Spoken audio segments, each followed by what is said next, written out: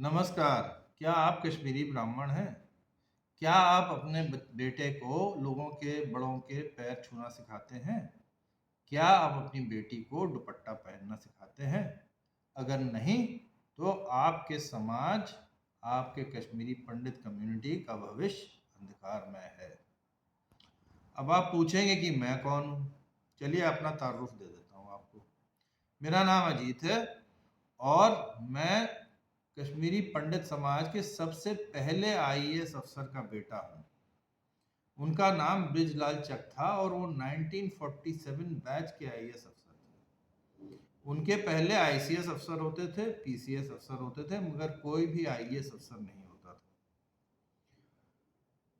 कश्मीरी पंडितों में एक बिलीफ है कि पीएन हाक्सर पहले आईएएस अफसर थे। सरासर झूठ।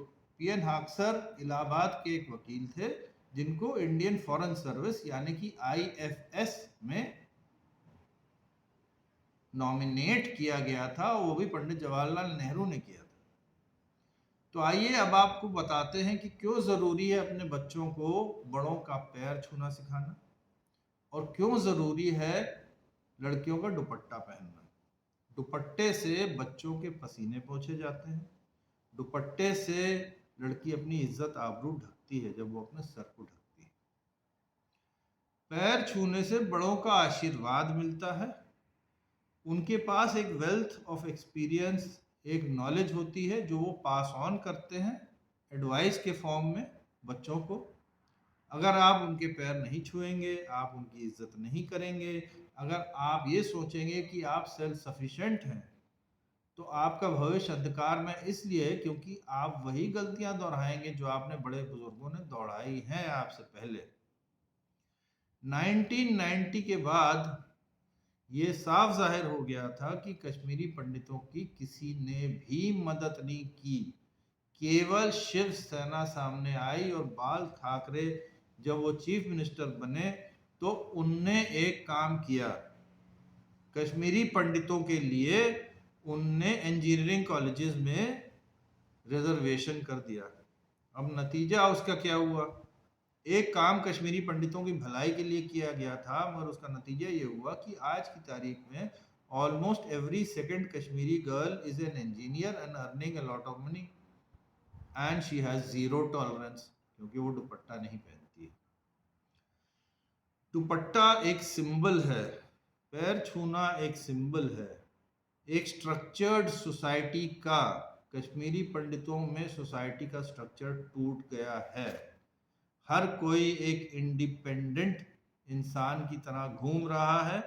आज की तारीख में कश्मीरी पंडित सोसाइटी पॉलिटिकली भी रिलेवेंट हो गई है, क्योंकि आपके पास ना कोई कश्मीरी पंडित एमपी है, ना आपके पास कोई कश्मीरी पंडित प्राइम मिनिस्टर है, और ना आपके पास कोई खास ब्यूरोक्रेट्स या जजेस बचे हैं। एक ज़माना था कि जब लखनऊ में होम मिनिस्टर स्वरूप कुमारी बख्शी कश्मीरी पंडित थी, होम सेक्रेटरी रामचंद्र टकरू कश्मीरी पंडित थे, सुपरिंटेंडेंट, स्पेशल सुपरिंटेंडेंट या senior superintendent of police A N Kaul Kashmiri Pandit थे, और एसएचओ हजरतगंज थाने के जगदीश मुंशी भी कश्मीरी पंडित थे। आज कश्मीरी पंडितों का दबदबा उत्तर प्रदेश से खत्म हो गया है, कश्मीर की घाटी से खत्म हो गया है, नॉर्थ इंडिया से खत्म हो गया है, और गिने चुने 4-5 लोग ही सरकार में आपको नजर आएंगे। ऐसे सिचुएशन में अगर कश्मीरी पंडित समाज में बड़े बुजुर्गों की इज्जत नहीं हुई, तो ये समझ लीजिए कि वो दिन दूर नहीं है कि पूरा समाज टूट जाएगा, बिखर जाएगा, और कुछ ऐसी स्थिति आएगी कि लोग कहेंगे कि एक ज़माने में एक कम्युनिटी होती थी जिनको कश्मीरी पंडित कहते थे। हाँ, एक एमपी है आपके पास दिल्ली में, राज्यसभा का एमपी, उनके घर में कश्मीरी पंडित समाज हर साल एक पार्टी ऑर्गेनाइज करता है मेथी पनीर, दम आलू और मटन कोफ्ता खाने के लिए। मगर इसके अलावा क्या होता है वी डू नॉट नो। एक ज़माना था जब सारे कश्मीरी पंडित लड़के रॉ में काम करते थे, क्योंकि रॉ का बॉस कश्मीरी पंडित था। एक ज़माना था जब सारे कश्मीरी पंडित लड़के इंडियन टोबैको कंपनी यानी आईटीसी में नौकरी करते थे, क्योंकि अजीत हाक्सर जो एक कश्मीरी पंडित थे उसके चेयरमैन बन गए थे और वो फेवर करते थे कश्मीरी पंडित लड़कों को।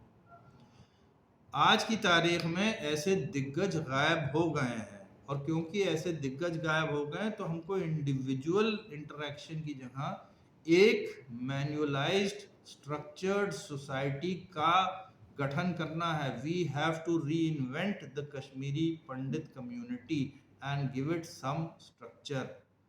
बाकी कम्युनिटीज में बड़ों के पैर छूना शर्म की बात नहीं मानी जाती, तो हम क्यों हिचकिचाते हैं बड़ों के पैर छूने से? बाकी कम्युनिटीज में लड़कियों को ये समझाया जाता है कि उनका कर्तव्य क्या है, वो बड़े होके माँ बनेंगी, बहन बनेंगी, बीवी बनेंगी, बच्चे पैदा करेंगी कि नहीं करेंगी। नतीजा ये है कि हम अपनी लड़कियों को जो तालीम दे रहे हैं हम उनको लड़का बना रहे हैं, और डिवोर्स रेट्स काफ़ी हाई हो गए हैं हमारी कम्युनिटी में। It's a very simple thing. अगर दो लड़के बैठ के शादी करेंगे या दो लोग हैं जिनकी सोच लड़के जैसी है वो बैठ के शादी करेंगे, तो क्या वो शादी चलेगी? शादी एक आदमी और औरत के बीच होती है, यानी कि दो मर्दों के बीच नहीं। अगर आप अपनी लड़की को मर्द बना देंगे तो वो मर्दों जैसा सोचेगी, मर्दों जैसा व्यवहार करेगी। हो सकता है वो बच्चे भी ना पैदा करना चाहे और केवल कुत्ता पालना चाहे। तो क्या आप कुत्ता या बिल्ली के दादा दादी बनना चाहेंगे या नाना नानी बनना चाहेंगे? सोच लीजिए। आपको अपनी बेटियों को वो तालीम देनी है कि वो बेटियां बन के आगे बढ़े ज़िंदगी में, बेटे नहीं।